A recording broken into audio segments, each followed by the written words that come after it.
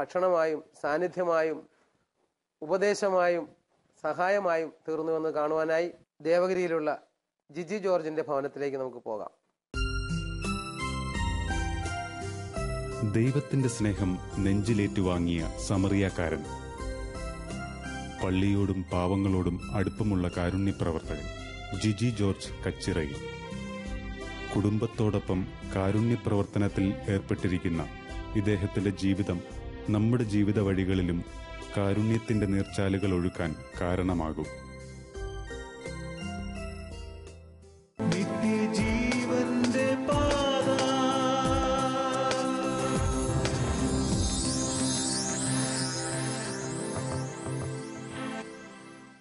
നിത്യജീവന്റെ പാതയിലേക്ക് സ്വാഗതം. ഒന്ന് പരിചയപ്പെടുത്താമോ? വീട്ടിലാരൊക്കെ ഉണ്ടെന്നും എങ്ങനെയാണെന്നും? എൻ്റെ പേര് ജിജി ജോർജ്. ഞാൻ ദേവഗിരി, കോഴിക്കോട് ജില്ലയിലെ ദേവഗിരി ഇടവക അംഗമാണ്. എൻ്റെ ജീവിത പങ്കാളിയുടെ പേര് ജെസ്സി ജോർജ്. എനിക്ക് 2 മക്കളാണ്. മൂത്തയാൾ ജോയൽ 7ാം ക്ലാസ്സിൽ പഠിക്കുന്നു. രണ്ടാമത്തെ ആൾ ലയ, അവൾ 2ാം ക്ലാസ്സിൽ പഠിക്കുന്നു. ഒരു കത്തോലിക്കനാകുക എന്ന് പറഞ്ഞാൽ പ്രേക്ഷിതനാകുക എന്നാണല്ലോ. ഇത്രയേറെ തിരക്കിട്ട ജോലിയുടെ ഇടയിൽ പ്രേക്ഷിത പ്രവർത്തനങ്ങൾക്ക് സമയം മാറ്റിവെക്കുവാനും തൻ്റെ പണവും ആരോഗ്യവും മാറ്റിവെക്കാനും ഇദ്ദേഹത്തിന് സാധിക്കുന്നുണ്ടല്ലോ. ഇതിന് പ്രേരകമാകുന്ന കാര്യങ്ങൾ എന്തൊക്കെയാണെന്ന് വിവരിക്കാമോ? തീർച്ചയായും.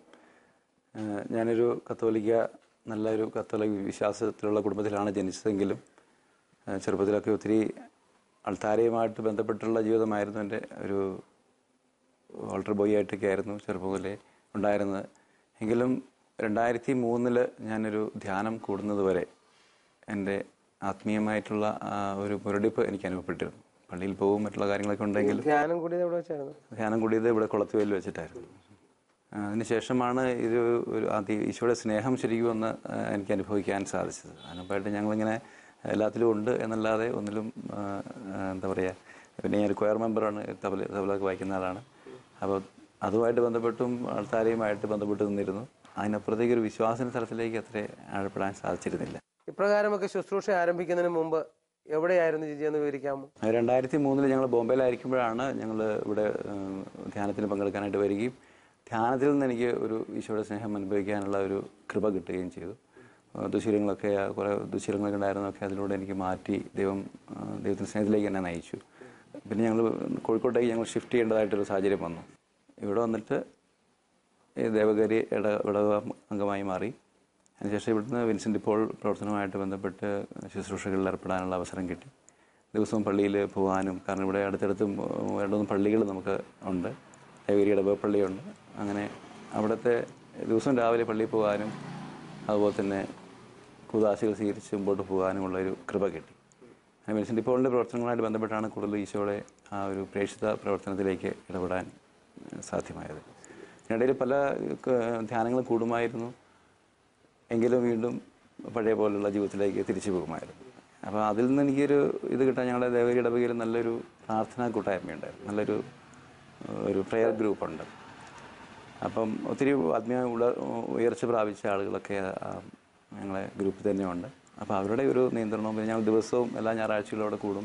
പിന്നെ ഞങ്ങൾ കോറ് കൂടാറുണ്ട് വീടുകളിലൊക്കെ ആയിട്ട്. അത് എന്നെ ഒത്തിരിയധികം ഈ വീഴ്ചയിൽ നിന്ന് എന്നെ വരാനായിട്ട് സാധിച്ചു. ജിജി ദേവഗിരി ഇടവക്കാരനാണ്. കഴിഞ്ഞ 3 വർഷമായിട്ട് ജിജി എനിക്ക് നന്നായി അറിയാം. 2 തരത്തിലാണ് കൂടുതലായി അറിയുന്നത്. ഇവിടെ ഒരു കൊയറുണ്ട്, ആ കൊയറിലെ ഒരംഗമാണ്. നന്നായിട്ട് തബലയടിക്കും. അതുപോലെ പുറത്തിറങ്ങിയാൽ മറ്റുള്ളവർക്ക് വേണ്ടി സേവനമനുഷ്ഠിക്കുക എന്നുള്ളത് ജിജിയുടെ ഒരു ആനന്ദമാണെന്ന് എനിക്ക് അനുഭവത്തിൽ ഞാൻ മനസ്സിലാക്കിയിട്ടുണ്ട്. എപ്പോഴും മറ്റുള്ളവർക്ക് വേണ്ടിയിട്ട് ഏത് സേവനം ചെയ്യുവാൻ സന്നദ്ധതയുള്ള ഒരു മനുഷ്യനായിട്ടാണ് ജിജിയെ ഞാൻ കണ്ടിട്ടുള്ളത്. 2 കുട്ടികളും ഭാര്യയും ജിജിയും കൂടിയുള്ള ആ കുടുംബജീവിതം എന്ന് പറയുന്നത് വളരെ മാതൃകാപരമായിട്ടുള്ള ഒരു കുടുംബജീവിതമാണ് ജിജിക്കുള്ളത്. എനിക്ക് ഏറ്റവും ഇഷ്ടപ്പെട്ടിട്ടുള്ളത് ജിജിയുടെ ആ ലാളിത്യമാണ്.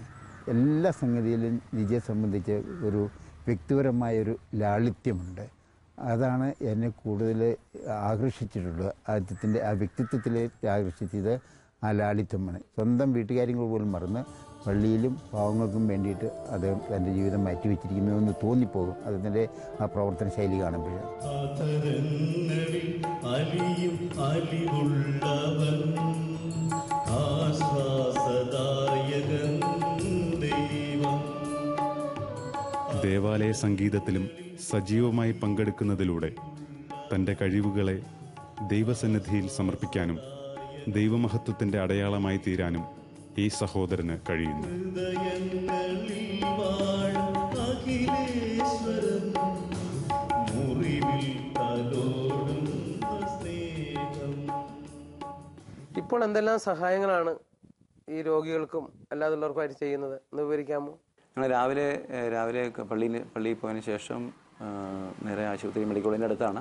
അപ്പോൾ ആശുപത്രിയിൽ പോകും. അവിടെ രോഗികൾ ഞങ്ങൾ ആദ്യം അവിടെ ഭക്ഷണത്തിൻ്റെ ഒരു ശുശ്രൂഷയായിരുന്നു ചെയ്തുകൊണ്ടിരുന്നത്. ഉച്ചയ്ക്ക് ഏകദേശം ഒരു 500 ആൾക്കുള്ള ഭക്ഷണം കൊടുക്കുമായിരുന്നു. പിന്നീട് അത് കോഴിക്കോട് കോർപ്പറേഷൻ ആ ശുശ്രൂഷ ഏറ്റെടുക്കുകയും അവരിപ്പോൾ 2000-ഓളം ആൾ എല്ലാ രോഗികൾക്കും നിർത്തനായിട്ടുള്ള എല്ലാ രോഗികൾക്കും അല്ലെങ്കിൽ അവിടെ അഡ്മിറ്റ് ആയിട്ടുള്ള എല്ലാവർക്കും ഭക്ഷണം കിട്ടുന്ന ഒരു ശുശ്രൂഷയായിട്ട് അതിനെ മാറ്റി സർക്കാർ തലത്തിൽ തന്നെ അത് ഏറ്റെടുത്തു. അതിനുശേഷം ഞങ്ങൾ ചെയ്യുന്നത് മരുന്നിൻ്റെ ഡിസ്ട്രിബ്യൂഷനാണ്. പാവപ്പെട്ട രോഗികൾ അത് ഞങ്ങൾ രാവിലെ രോഗികളെ കാണുമ്പോൾ അവർക്ക് ഇപ്പം കൂടുതലും ഈ ഇൻഷുറൻസ് കാർഡുകളൊക്കെ ഉണ്ട്. അപ്പോൾ ഇൻഷുറൻസിൻ്റെ പരിരക്ഷ ഇല്ലാത്ത ആളുകൾക്ക് വേണ്ടിയിട്ട് അവരെ കണ്ടെത്തിയും അങ്ങനെ മരുന്ന് വാങ്ങാൻ നിവൃത്തിയില്ലാത്ത ആളുകൾക്ക് നമ്മൾ ഇങ്ങോട്ട് നമ്മുടെ അവസാനം മെഡിക്കൽ സർവീസിലേക്ക് അവർ റെഫർ ചെയ്ത് ഒരു കാർഡ് കൊടുക്കുകയും ചെയ്യും. അപ്പോൾ അവർ അവിടെ വന്ന് മരുന്ന് വാങ്ങി അവരുടെ അങ്ങനെ ഒരു ശുശ്രൂഷയാണ്. രണ്ടാമത് അവിടെ ഹോസ്പിറ്റലിൽ അഡ്മിറ്റ് ആയിട്ടുള്ള ആളുകൾക്ക് ആരും കൂടെ ഇല്ലാത്ത ബസ് സ്റ്റാൻഡേർഡ്സ് ഒന്നും ഇല്ലാത്ത ആളുകളുണ്ടാകും. അവരുടെ കൂടെ നമ്മൾ ഒരാൾ നിന്ന് അവരെ ഒന്ന് സഹായിക്കുക. അങ്ങനെയുള്ള ഒരു ഓപ്പറേഷനൊക്കെ ചെറിയ ഇപ്പോൾ എല്ലിൻ്റെയൊക്കെ പൊട്ടിയ കേസുകളൊക്കെ ആണെങ്കിൽ ഒരു ഓപ്പറേഷന് ഒരാൾ ബസ് സ്റ്റാൻഡർ ഉണ്ടെങ്കിൽ അതവിടെ നിന്ന് നടന്നു പോകും. ഇത് കഴിഞ്ഞാൽ പിന്നെ അവർക്ക് യാതൊരു പ്രശ്നവുമില്ല. അവർക്ക് ഓപ്പറേഷൻ ഇപ്പം തുടയുടെ എല്ലാണെങ്കിൽ അത് ഓപ്പറേറ്റ് ചെയ്തു, അത് കഴിഞ്ഞു, അവർക്ക് അവരുടെ ജീവിതത്തിലേക്ക് തിരിച്ചു പോകാൻ പറ്റും.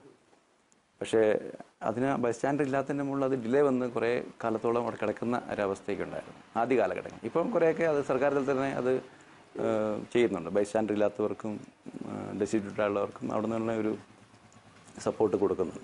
നിങ്ങൾ ഇപ്പം ചെയ്യുന്നുണ്ടല്ലോ അതിന് സഹായം? അതിനുള്ള സഹായങ്ങളും ചെയ്യുന്നുണ്ട്. മരുന്നിനും അതിന് പുറമെ സർജിക്കൽ സാധനങ്ങളൊക്കെ അത്യാവശ്യമുള്ള കേസുകളൊക്കെ നമ്മൾ ചെയ്യാൻ ശ്രമിക്കാറുണ്ട്. പിന്നെ ഈ രോഗികൾ, ആരുമില്ലാത്ത രോഗികൾ, അവർ ഡിസ്ചാർജ് ആയി കഴിയുമ്പോൾ അവർക്ക് പോകാനൊരു സ്ഥലമില്ലാത്തൊരവസ്ഥ പലപ്പോഴും കാണാറുണ്ട്.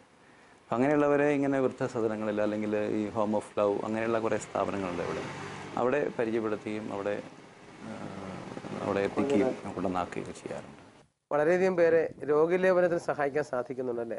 രോഗിലേപനവും കുമ്പസാരിക്കാനുള്ള സൗകര്യങ്ങൾ, കുർബാന സ്വീകരിക്കാനുള്ള സൗകര്യമൊക്കെ ഇവിടെ ഒത്തിരി വൈദികരുള്ളതുകൊണ്ട് അതിനുള്ള സാഹചര്യങ്ങളുണ്ട്. നമ്മൾ പോയി അച്ഛന്മാരോട് പറഞ്ഞാൽ അതിന് തന്നെ നിയോഗിക്കപ്പെട്ട അച്ഛന്മാർ നമ്മുടെ ഇടവകയിലുണ്ട്. ഇതൊരു അങ്ങനത്തെ ഒരു ദേവാലയമാണ്. ഒത്തിരി വൈദികരുള്ള ഒരു സ്ഥലമായതുകൊണ്ട് അതിന് തന്നെ നമുക്ക് പോയാൽ ശുശ്രൂഷ കൊടുക്കാനുള്ള സാഹചര്യങ്ങളുണ്ട്. അത് ഞങ്ങൾ കൂടുതലും അങ്ങനെയുള്ള വൈദികരെ കൊണ്ടുപോയി ആവശ്യമുള്ളവരുടെ അടുത്ത് സംസാരിപ്പിക്കുകയും അവർ കുർബാന കൊടുക്കുകയൊക്കെ ചെയ്യാറുണ്ട്.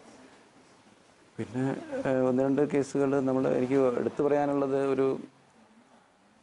ഒരു രോഗി, ഒരു ചേട്ടൻ, അദ്ദേഹത്തിൻ്റെ ഒരു റോഡ് ആക്സിഡൻറ്റിൽ അങ്ങനെ അഡ്മിറ്റ് ആയതാണ്.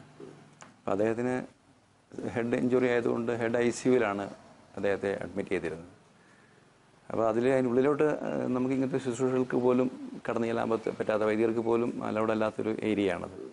അപ്പോൾ ഈ പർട്ടിക്കുലർ ഈ കേസിൽ അദ്ദേഹത്തിൻ്റെ മക്കളോട് ഞാൻ ആവശ്യപ്പെട്ടിരുന്നു, ഇങ്ങനെ ഉണ്ടെങ്കിൽ പറയണം, ഞങ്ങൾ നമ്മുടെ വൈദികർ അവൈലബിൾ ആണ് എന്നുള്ള രീതിയിൽ. പക്ഷേ അവരത് കേട്ടപ്പോൾ പെട്ടെന്ന് ഞെട്ടി. കാരണം എൻ്റെ പെട്ടെന്നുള്ളൊരു ആക്സിഡൻ്റാണ്. അപ്പം അവരുടെ ഒരു വിചാരം ഉണ്ടായിരുന്നു, ഈ രോഗി ലേപനം കൊടുത്തു കഴിഞ്ഞാൽ പിന്നെ ആൾ മരിച്ചു പോകും അല്ലെങ്കിൽ രക്ഷയില്ലാത്തൊരവസ്ഥയിലാണ് കൊടുക്കുന്നതെന്നൊക്കെ ഒരു തെറ്റായ ധാരണയാണ്. അപ്പം ഞങ്ങൾ പറഞ്ഞ് മനസ്സിലാക്കിയത് അങ്ങനെയല്ല, നിങ്ങൾ രോഗിലേപനം കൊടുക്കുന്നത് രോഗികൾക്ക് സൗഖ്യം കിട്ടാനും കൂടി വളരെയധികം പ്രയോജനകരമാണെന്നുള്ള രീതിയിൽ. അപ്പം അവരത് അന്നേരം ഉൾക്കൊണ്ടില്ലെങ്കിലും പിറ്റേ ദിവസം ഞങ്ങളെ വിളിച്ച് ആവശ്യപ്പെട്ടു, അങ്ങനെ ഉണ്ടെങ്കിൽ കിട്ടാൻ സാധ്യതയുണ്ടോ. ഞങ്ങൾ ഇവിടുന്ന് വൈദികനെ കൊണ്ടുപോയി രാത്രിയിൽ തന്നെ അവിടെ രോഗിലേപനം കൊടുക്കാനിടയായി. പിറ്റേ ദിവസം നേരം വെളുക്കുമ്പോൾ അദ്ദേഹം മരിക്കുകയും ചെയ്തു. അപ്പോൾ അദ്ദേഹത്തിന് അത് കൊടുക്കാൻ, പ്രത്യേകിച്ച് ഇങ്ങനെ ഒരു ICUവിൽ കയറി കൊടുക്കാൻ പറ്റുന്ന എന്ന് പറയുന്നത് വളരെ അപൂർവമായിട്ടുള്ളൊരു കാര്യം. അതൊക്കെ ചെയ്യാൻ സാധിച്ചു എന്നുള്ളത് വലിയൊരു, അദ്ദേഹത്തിൻ്റെ തന്നെ വലിയൊരു, അദ്ദേഹം അന്വേഷിച്ച് പറഞ്ഞാൽ അദ്ദേഹം വലിയൊരു കഠിനാധ്വാനിയായ മനുഷ്യനാണ്.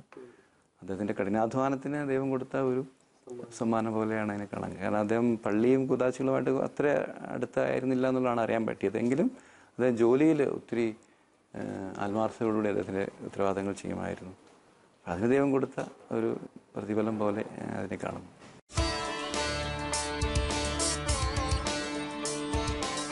ജിജിയുടെയും കൂട്ടരുടെയും രോഗികൾക്കിടയിലുള്ള പ്രവർത്തനം നാം കണ്ടു പഠിക്കേണ്ടതാണ്.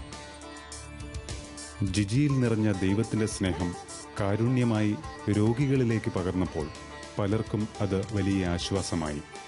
ആശ്വസിപ്പിക്കുന്ന കർത്താവിനെ ഇവരിലൂടെ തിരിച്ചറിയാൻ ഈ പാവങ്ങൾക്ക് സാധിക്കുന്നതും ഇവരുടെ പ്രവർത്തനം വഴിയാണ്. ദൈവത്തിൻ്റെ കരുണാർദ്ര സ്നേഹം ഇന്നും ഇവരിലൂടെ തുടരുന്നത് നാം കാണുമ്പോൾ ഇനിയും ഏറെ സമർപ്പണമുള്ളവരായി നാമും മാറേണ്ടതുണ്ടെന്ന് ദൈവം നമ്മെ ഓർമ്മപ്പെടുത്തുകയാണ്. ഞാൻ രോഗിയായിരുന്നു, നിങ്ങൾ എന്നെ സന്ദർശിച്ചുവെന്ന് അന്ത്യവിധി നാളിൽ നാഥൻ്റെ അഭിനന്ദനം ഏറ്റുവാങ്ങാൻ ഈ സമരിയാക്കാർക്ക് കഴിയുമെന്ന് നമുക്ക് ഉറച്ചു വിശ്വസിക്കാം. നിങ്ങൾ ഈ രോഗികളെ സന്ദർശിക്കുന്ന രീതി ആഴ്ചയിലൊന്നാണോ ഡെയിലി ആണോ, അത് ഇങ്ങനെ കണ്ടു കഴിഞ്ഞാൽ എന്തൊക്കെ ചെയ്യാറുണ്ടോ എന്നൊന്ന് വിശദീകരിക്കാമോ? ഞങ്ങൾ കഴിവതും എല്ലാ ദിവസവും തന്നെ രാവിലെ കുർബാനയ്ക്ക് ശേഷം ഞങ്ങൾ 2-3 പേര് കൂടുന്ന ഒരു ഗ്രൂപ്പാണ് പോകാറുള്ളത്. മാറി മാറി പോവും. എത്ര മണിക്കൂർ കൂടുന്നത് അവിടെ? സമയം രാവിലെ ഞങ്ങൾക്ക് 7 മണിക്ക് കുർബാന കഴിഞ്ഞാൽ 8 മണി വരെയുള്ള സമയം, 1 മണിക്കൂർ സമയമാണ് കൂടുതലും ഞങ്ങൾ ഈ ഒരു ശുശ്രൂഷയ്ക്ക് വേണ്ടി മാറ്റിവെക്കുന്നത്. പലരും പറയാറുണ്ട് ഇതെങ്ങനെ സമയം കണ്ടെത്തുന്നു, സ്വന്തം മക്കളുടെ കാര്യം, സ്കൂളിൽ പോകുന്ന കാര്യം ഒക്കെ ഉണ്ട്, അപ്പം എങ്ങനെ ഇത് ചെയ്യുന്നു എന്ന് പലരും ചോദിക്കാറുണ്ട്. അപ്പം അതിൽ നമ്മുടെ സമയങ്ങളെ നമ്മൾ അഡ്ജസ്റ്റ് ചെയ്യുക എന്നുള്ളത് മാത്രമേ. നമ്മൾ ഒത്തിരി സമയം നമ്മുടെ ജീവിതത്തിൽ വെറുതെ പോകുന്നുണ്ട്, നമ്മളറിയാതെ തന്നെ ഓരോന്ന് ആലോചിച്ചിരുന്നിട്ട് കുറേ നേരം സിനിമ കണ്ടുകൊണ്ട്, TV കണ്ടുകൊണ്ട്, അല്ലെങ്കിൽ അങ്ങനെ ഒത്തിരി നമ്മുടെ ആവശ്യമില്ലാത്ത കാര്യം ഒത്തിരി അങ്ങോട്ട് മാറ്റി നമ്മൾ ചിന്തിച്ചു കഴിഞ്ഞാൽ നമ്മൾ ഒരുപക്ഷെ നമ്മളെ കുറച്ച് എടുത്ത് ഉറക്കമായിരിക്കും. ഒരു നേരത്തെ എഴുന്നേറ്റാൽ അത് നമുക്ക് ആരെയും ബുദ്ധിമുട്ടിക്കാതെ നമുക്ക് ഇത്തരം ശുശ്രൂഷയ്ക്ക് വേണ്ടി ചെയ്യാൻ പറ്റും. എനിക്ക് 9 മണിക്ക് ഓഫീസിൽ പോകേണ്ട ആളാണ്. അപ്പോൾ ഞാൻ രാവിലെ എഴുന്നേറ്റ് അങ്ങനെ പലരും പറയാറുണ്ട് ഇതിങ്ങനെ എങ്ങനെ ചെയ്യാൻ പറ്റും, ഞങ്ങൾക്കൊന്നും സമയമില്ല എന്നൊക്കെ പറയും. അപ്പോൾ അങ്ങനെയുള്ളവരോട് പറയാനുള്ളതേ ഉള്ളൂ, നമ്മൾ നമ്മുടെ കാര്യങ്ങൾ പരിമിതപ്പെടുത്തുമ്പോൾ മാത്രമേ നമുക്കത് മറ്റുള്ള ഇതിലേക്ക് സ്പെയർ ചെയ്യാൻ പറ്റുള്ളൂ. ജിജി എങ്ങനെയാണ്, എന്താ ജോലി ചെയ്യുന്നത് പറഞ്ഞു? ഞാൻ സ്വന്തമായിട്ടൊരു HR കൺസൾട്ടൻസി നടത്തുന്നുണ്ട്, കോഴിക്കോട് തന്നെയാണ്. റിക്രൂട്ട്മെൻറ്റ് അതൊരു ശുശ്രൂഷ മേഖലയിലാണ് ഇപ്പം ഉള്ളത്. എൻ്റെ ജീവിത പങ്കാളിയും എന്നോടൊപ്പം തന്നെ ഓഫീസിൽ വരും. അപ്പം എൻ്റെ ശുശ്രൂഷകൾക്ക് എൻ്റെ ജീവിത പങ്കാളി ഒത്തിരി സപ്പോർട്ടാണ് എല്ലാ കാര്യത്തിലും. ഞാൻ പുറത്തേക്ക് പോകുമ്പോൾ ഉണ്ടാകുന്ന എല്ലാ ഭാരങ്ങളും പുള്ളിക്കാരത്തിയാണ്. പുറത്തോട്ട് പോകാന്ന് പറഞ്ഞാൽ ഹോസ്പിറ്റലിൽ പോകുക അല്ലാതെ പിന്നെ വേറെ അവരെ കൊണ്ടുപോയി വീട്ടിലാക്കുന്ന ഒരു പരിപാടി വല്ലതും ഉണ്ടോ? അതെ, ഡിസ്ചാർജ് ആകുന്നവർ ഞങ്ങൾ പലപ്പോഴും ഇങ്ങനെയുള്ള ഓരോ സ്ഥലങ്ങളിലേക്ക് അവിടെ സൗകര്യം ഉണ്ടെന്നുണ്ടെങ്കിൽ ഞങ്ങൾ ഇവിടെ നിന്ന് കൊണ്ടുപോയാക്കാറുണ്ട്. അത് വല്ലപ്പോഴും ഡിസ്ചാർജ് ആകുന്ന സമയത്ത് മാത്രമേ ഉള്ളൂ. പിന്നെ അവരെ ഇടയ്ക്കൊന്ന് പോയി സന്ദർശിക്കും, അവരുടെ എന്തെങ്കിലും അത്യാവശ്യങ്ങളൊക്കെ ഉണ്ടെങ്കിൽ ചെയ്യാൻ പറ്റുന്നതാണെങ്കിൽ ചെയ്യും. ജീവിത പങ്കാളിയുടെയും മക്കളുടെയും സഹായ സഹകരണങ്ങൾ കാരുണ്യപ്രവർത്തനത്തിൽ കൂടുതൽ മുന്നേറാൻ ഇദ്ദേഹത്തിന് പ്രചോദനമേകുന്നു. പാവപ്പെട്ട രോഗികൾക്ക് വസ്ത്രം നൽകാനും മരുന്നും ഭക്ഷണവും എത്തിക്കാനും ഇദ്ദേഹത്തോടൊപ്പം ഭാര്യയും മക്കളും പങ്കുചേരുന്നു. കുടുംബാംഗങ്ങളുടെ സഹകരണ മനോഭാവമാണ് ഇത്തരത്തിലുള്ള പ്രവർത്തനങ്ങൾ തുടരാൻ സഹായകമാകുന്നത് എന്ന് നാം തിരിച്ചറിയേണ്ടതുണ്ട്.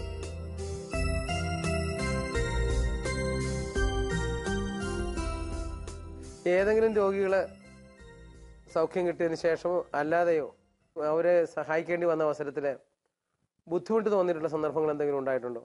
ഉണ്ട്. ഒരു സന്ദർഭത്തിൽ ഒരു നോർത്ത് ഇന്ത്യൻ തൊഴിലാളി, അദ്ദേഹം ഈ ബിൽഡിംഗ് വർക്കിന് വരുന്ന ഒരാളായിരുന്നു. ബിൽഡിങ്ങിന് മുകളിൽ നിന്ന് വീണിട്ട് നടുവിന് ക്ഷതം പറ്റി തളർന്നു കിടക്കുന്ന ഒരു രോഗിയായിരുന്നു.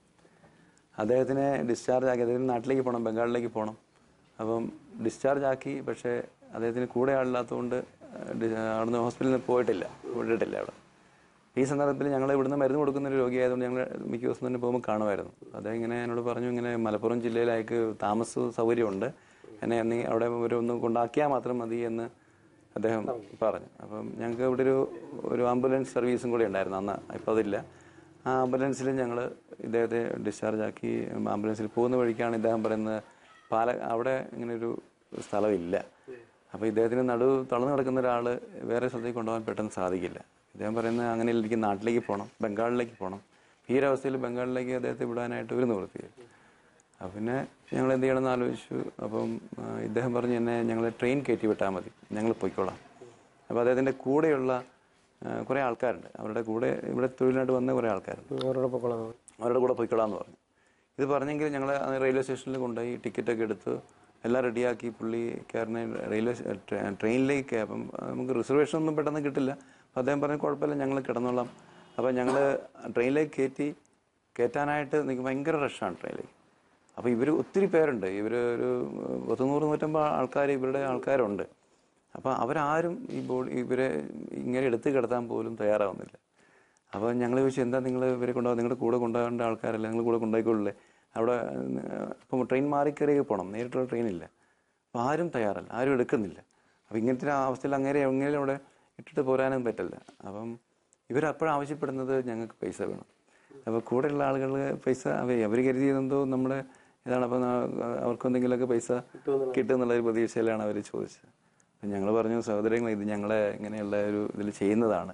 അവർ കരുതിയത് ഞങ്ങളെ ഈ ബിൽഡിങ്ങിന് ഞങ്ങൾ ഒരുപക്ഷെ ബിൽഡിങ്ങിൻ്റെ ഓണറായിരിക്കുന്നു, അവർ അങ്ങനെ കരുതിയിട്ടായിരിക്കും അവർ പറഞ്ഞത്. ഞങ്ങൾ തിരുത്തി കൊടുത്തു, അങ്ങനെയല്ല, ഞങ്ങൾ ആശുപത്രിയിൽ നിന്ന് പരിചയപ്പെട്ടതാണ്, ഇപ്പം ഇവരെ നാട്ടിലേക്ക് കൊണ്ടുപോകണം. അവശനാണ്, നടു ഒടിഞ്ഞ ആളാണ്. അപ്പം അങ്ങനെ കിടന്നിട്ടാണ് പോകുന്നത്. അപ്പം അങ്ങനെ പിന്നെ അവരെല്ലാം കൂടെ സഹകരിച്ച് അവർ കൊണ്ടുപോയി. പക്ഷെ ഒരു പെട്ടെന്നൊരു നിമിഷത്തിൽ ട്രെയിൻ വന്ന് നിൽക്കുന്നു, പോകാൻ തുടങ്ങുന്നു, എന്ത് ചെയ്യണം, എങ്ങോട്ട് പോകണം, അവിടെ നിന്ന് എടുത്തില്ലെങ്കിൽ പിന്നെ എങ്ങോട്ട് കൊണ്ടുപോകാൻ പറ്റില്ല, പെട്ടെന്നൊരു അവസ്ഥയിലേ. അപ്പം അങ്ങനെയൊക്കെ ആയിട്ട് ഒത്തിരി ഒരു ടെൻഷൻ പിടിച്ചൊരു അവസ്ഥയായിരുന്നെങ്കിലും ദൈവം ഇടപെട്ട് അവർ തന്നെ അത് ഏറ്റെടുക്കുകയും കൊണ്ടുപോവുകയും ചെയ്തു. അപ്പം അങ്ങനെയൊരു അനുഭവം. ഇതുപോലെയൊക്കെ പ്രവർത്തിക്കാൻ സാധിക്കുന്നത് എങ്ങനെയാണ്? ഇത് ഞാൻ പറഞ്ഞല്ലോ, ഞങ്ങളെ ഒരു പ്രയർ ഗ്രൂപ്പ് ഉണ്ട്. ഞങ്ങളെ ദേവഗിരി ഇടവകയിൽ ശക്തമായൊരു പ്രയർ ഗ്രൂപ്പുണ്ട്. അപ്പം പണ്ടും ഈ പറഞ്ഞ പോലെ ആത്മീയമായ ഉണർവ് ലഭിക്കും, വീണ്ടും കുറച്ച് കഴിയുമ്പോൾ വീണ്ടും അതപ്പതിച്ച് പോകുന്ന ഒരു അവസ്ഥയിലായിരുന്നു. ഈ പ്രയർ ഗ്രൂപ്പിൽ വന്നതിന് ശേഷമാണ് ഈ ശുശ്രൂഷകൾ പോലും നമുക്ക് അതിൻ്റെതായ ചൈതന്യത്തോടുകൂടി ചെയ്യാനായിട്ട് സാധിക്കാൻ തുടങ്ങിയത്. ഇതിൽ വന്നു കഴിഞ്ഞപ്പോൾ ഈ പ്രയറിൻ്റെ അല്ലെങ്കിൽ ഈശോയുടെ സ്നേഹത്തിൻ്റെ ഒരു ബഹിർസ്ഫുരണം എന്ന രീതിയിൽ ഈ ശുശ്രൂഷകളെ കാണാൻ തുടങ്ങിയപ്പോഴാണ് അത് എനിക്ക് ആ ഒരു ചൈതന്യത്തിലാണ് ചെയ്യാൻ പറ്റിയത്. തീർച്ചയായും ഈ ശുശ്രൂഷ വഴിയായിട്ട് ഇത് പരസ്പരം ബന്ധപ്പെട്ടാണ് കിടക്കുന്നത്. നമ്മൾ ശുശ്രൂഷ ചെയ്യുമ്പം നമ്മളിലുള്ള പാപത്തിൻ്റെ വലിയ കെട്ടുകൾ നമുക്കറിയാം, അത് നമ്മളിന്ന് വിട്ടുമാറിപ്പോകുന്നതായിട്ട്, ആ ഒരു ആസക്തി തന്നെ വിട്ടുപോകുന്നതായിട്ട് പല കേസുകളിലും. അതുകൊണ്ട് ഇങ്ങനത്തെ ഒരു ശുശ്രൂഷ മേഖല, പ്രത്യേകിച്ച് ഈ കാരുണ്യ പ്രവൃത്തികളിൽ ഇടപെടുമ്പം ഒത്തിരി ദൈവകൃപ നമ്മളിലേക്ക് തന്നെ വരുന്നതായിട്ട്. അതൊരു തിന്മയുടെയൊക്കെ കുറേ ബന്ധനങ്ങൾ നമ്മളിൽ നിന്ന് വിട്ടകന്ന് പോകുന്ന പോലെ കുറേ പ്രലോഭനങ്ങളെയൊക്കെ അതിജീവിക്കാൻ നമുക്ക് സാധിക്കുന്ന രീതിയിലൊക്കെ. പിന്നെ നമ്മുടെ ജീവിതങ്ങളെ അടുത്തറിയാനും ഈ ശുശ്രൂഷ ഒത്തിരി നമ്മൾ കാണുമ്പോൾ, പുറമേ നിന്ന് കാണുമ്പോൾ എല്ലാവരും ഓക്കെയാണ്, ആർക്കും ഒരു പ്രശ്നങ്ങളങ്ങനെ ഇല്ല, എല്ലാവരും ഒരു മുഖംമൂടിയുടെ ഒക്കെ ഒരു അവസ്ഥയിലാണ്. അവരുടെ ജീവിതങ്ങളെ അടുത്തറിയാനായിട്ട് ഈ ശുശ്രൂഷകൾ ഒത്തിരി സഹായിക്കുന്നുണ്ട്. നമ്മൾ ആശുപത്രിയിൽ പോകുമ്പോഴാണെങ്കിൽ അവരുടെ ഉള്ളിൽ നിന്നിങ്ങനെ അവരുടെ വിഷമങ്ങളും വേദനകളും ഒക്കെ നമ്മളോടിങ്ങനെ ഷെയർ ചെയ്യുമ്പോൾ നമുക്കറിയാം മിക്ക കുടുംബ ബന്ധങ്ങളിലുള്ള തകർച്ചകളും ഒക്കെ നമുക്കിവിടെ അറിയാൻ പറ്റും. പാപത്തിൻ്റെ ഒത്തിരി ബന്ധനങ്ങൾ, മദ്യപാനത്തിൻ്റെയും മറ്റ് ചിത്തയായിട്ടുള്ള വഴികളുടെയും അതിന് ബന്ധനത്തിൽ പോയിട്ട് നശിച്ചു പോയ അനേകം ആളുകളുടെ നല്ലൊരു ശതമാനം ആളുകൾ, പ്രത്യേകിച്ച് സമൂഹത്തിൻ്റെ താഴെക്കിടയിലുള്ളവരാണ് കൂടുതലും ഈ മെഡിക്കൽ കോളേജിലുള്ള ശുശ്രൂഷ അവിടുത്തെ ട്രീറ്റ്മെൻറ്റൊക്കെ എടുക്കാറുള്ളത്.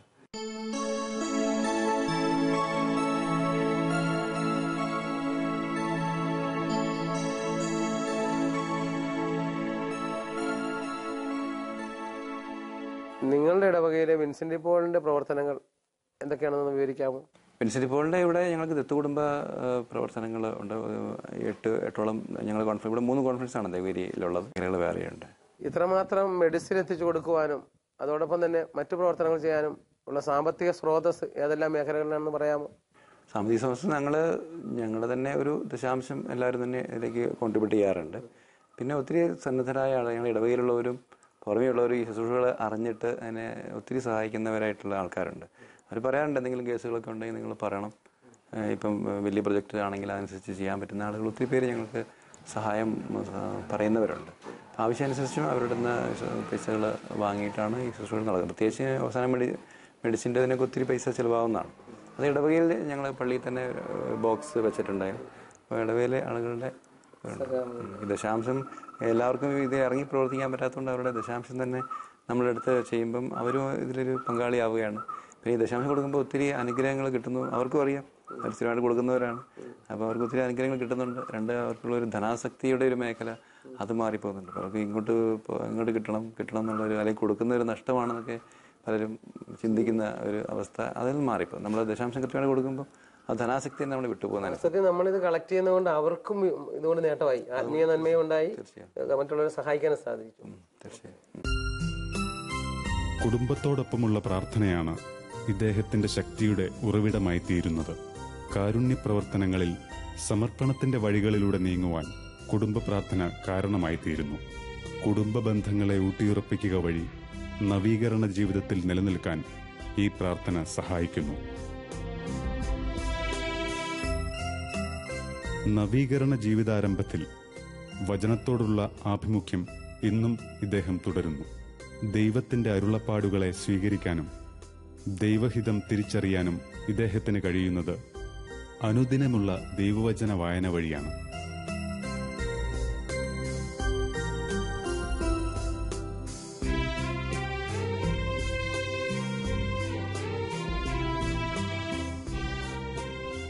വാസ്തവത്തിൽ ജിജിയുടെ ഈ ചെറിയ അനുഭവങ്ങളിലൂടെ നടന്നു പോകുമ്പോൾ ഞാൻ ഓർക്കായിരുന്നു, പലർക്കും ജീവിതത്തിൽ ഒന്നും ചെയ്യാനില്ല എന്ന മട്ടില് ജോലി കഴിയുക, വീട്ടിൽ വരിക, TV വെക്കുക, വേറെ ചിലരാണെങ്കിൽ ഒരുപാട് കൂടി അഡ്വാൻസ് ആയിട്ടുള്ള ആൾക്കാരെന്ന് പറഞ്ഞാൽ ഇത്തിരി മദ്യമൊക്കെ വാങ്ങിച്ചു കൊണ്ടുവന്ന് ഫ്രിഡ്ജിൽ വെച്ചിട്ട് അതുമൊക്കെ അടിച്ച്, പിന്നെ പിള്ളേരുടെ കാര്യം ശ്രദ്ധിച്ച്, അത് തന്നെ അതിന് സമയമില്ലെന്ന് പറഞ്ഞുകൊണ്ട് പരസ്പരം കലഹിച്ചും, ടിവിയുടെ മുമ്പിൽ ഇരിക്കാൻ സമയമില്ലാത്ത ഭാര്യ, അതിന് തന്നെ സമയം തികയാത്ത ഭാര്യ, ഭർത്താവിനാണെങ്കിൽ ഒരു അറ്റൻഷൻ കിട്ടുന്നില്ലെന്നുള്ള പ്രശ്നം, 100 പ്രശ്നങ്ങളുടെ നടുവിലാണ് പല കുടുംബങ്ങളും. അങ്ങനെയുള്ള വ്യക്തികളുടെ ജീവിതത്തിൽ ജിജി ഇപ്പോഴനുഭവിക്കുന്ന ആത്മീയ ആനന്ദവും ജിജിയുടെ കുടുംബവും അനുഭവിക്കുന്ന സ്വാതന്ത്ര്യവും ഒക്കെ കാണാനിടയായിട്ടുണ്ട്. തീർച്ചയായിട്ടും അവരുടെ ഈ ജിജിയുടെ അനുഭവങ്ങളൊക്കെയും മറ്റു പലരുടെയും ഉള്ളിൽ ഉണർന്നു കിടക്കുന്ന സ്വാർത്ഥതയും അതോടൊപ്പം തന്നെ പങ്കുവയ്ക്കായ്മയും, ഇത് രണ്ടുമാണ് ഇന്നത്തെ മനുഷ്യനെ ഭരിക്കുന്ന ഏറ്റവും വലിയ തിന്മ. ഒന്നവൻ സ്വാർത്ഥനാണ്, തൻ്റെ കാര്യം മാത്രം. രണ്ടാമത് കിട്ടുന്നതൊക്കെ തനിക്ക് മാത്രമുള്ളതാണെന്നുള്ള ധാരണയും. അങ്ങനെ സ്വാർത്ഥതയിൽ നിന്നുള്ള മോചനവും പങ്കുവയ്ക്കുന്നതിനുള്ള ഒരു ആഗ്രഹവും അനേകരിൽ ജനിപ്പിക്കുമെന്നുള്ളത് ഉറപ്പാണ്. ഷാലോം ടിവിക്ക് വേണ്ടി ഇത്രയും സമയം ചെലവഴിക്കുകയും ഞങ്ങളോട് സഹകരിക്കുകയും തൻ്റെ ജീവിതത്തിലെ അനുഭവങ്ങളൊക്കെയും പങ്കുവയ്ക്കുകയും ചെയ്ത ജിജിക്ക് പ്രത്യേകമായി ഷാലോം ടിവിയുടെ പേരിൽ നന്ദി. രോഗി ശുശ്രൂഷയിലൂടെ ദൈവത്തിന്റെ സൗഖ്യം അനേകർക്ക് പകരുന്ന ജിജിയും കുടുംബവും നിത്യത ലക്ഷ്യമാക്കി നടന്നു നീങ്ങുന്നു. നമ്മുടെ മുമ്പിൽ ഒരു വെല്ലുവിളിയായി, നിത്യജീവന്റെ പാതയിലൂടെ മുന്നേറാനുള്ള ആഹ്വാനവുമായി.